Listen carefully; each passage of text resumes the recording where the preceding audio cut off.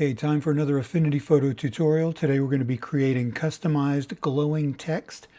And you can use this effect on text, you can use it on logos, you can use it on whatever you like, but it will give you much more control than using the layer effects panel. So let's go ahead and get started. Open up a new document, and we'll start with a 1920 by 1080. All right, zoom out a little bit here. Let's create a blank layer, and let's change our color to black. And let's go ahead and fill that with black. All right, so now we're going to bring in some text. You can use pretty much anything you like. So let's come in here. We'll make sure we change our color to white so we can see what we're doing. And we're going to type in text. Keep it real fancy. All right, let's change the font up a little bit. That looks good for now. I like using a hollow font. This way it kind of looks like neon. You can do it with the solid text is just fine. So the first thing we're going to do here is we're going to rasterize our text, and then we're going to come in and add a Gaussian blur, and we're just going to give it a very slight Gaussian blur to begin with, so half a pixel. And then let's go ahead and change this layer blending mode to screen. And let's also put it in its own group. All right, so we'll open up the group. So what we need to do is we need to duplicate this layer 5 times. So we'll go Command J, 1, 2, 3, 4, 5. Now our very bottommost layer already has a live Gaussian blur of a half a pixel. Let's come up to the next one, and we're going to increase that to 3 pixels. Let's come up to the next one. And let's increase that one to 10 pixels. Come up to the next one. Let's increase that to 25 pixels. Next one, we're going to go even bigger. Let's go to 75 pixels on that one. And on the last one, let's go really big on this one. Let's go 250. All right. Very good. So now what we need to do is we're going to take this black pixel layer here, we're going to option click it and drag a copy of it into this group and make sure it's at the very bottom of the group. And then we're going to create another blank pixel layer right above it, and we're going to make sure that our colors are black and white. And this is just kind of an added effect here on this layer. What we'll do is we'll come to filters, noise, and we're going to use this Perlin noise.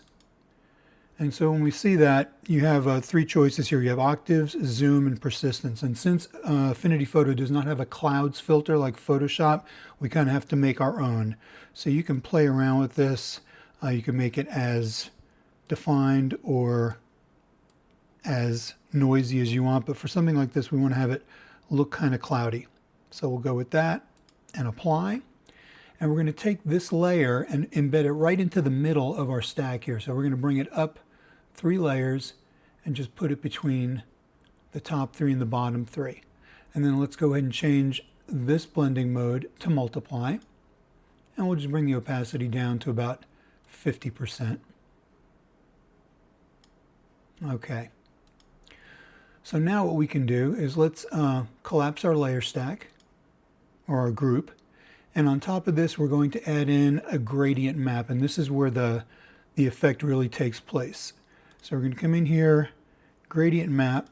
And as you know, gradient map maps the shadows, midtones, and highlights of an image, the complete image. We're going to get and clip this to the group itself, so it only affects the group. Now, since our background is black, we want our shadow color to be black. And you'll see why in a second here, because what that does is gets rid of all the outer color there. Then we can add in whatever colors we want. So we're going to go with kind of a orangey fire color on this one. So let's take this green color here and change it to an orange. Okay, let's insert another node there and maybe make this one slightly lighter, maybe a little more yellow. And we'll take this last one And we're going to make this almost completely white, but in the yellowish range. So let's bring it up here. So now you can see where we're going with this. And if we want to control squeeze here, let's come over to this black one in, and we'll insert another node there and also make this one black, and you'll see why. Because once we do that, now we can choke the outside of the glow and just play with these colors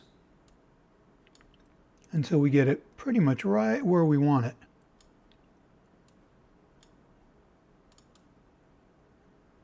And then the possibilities are endless here, because then what you can do is, like, let's say you don't like this color. Let's say you want to go with more of a like a cold, icy look.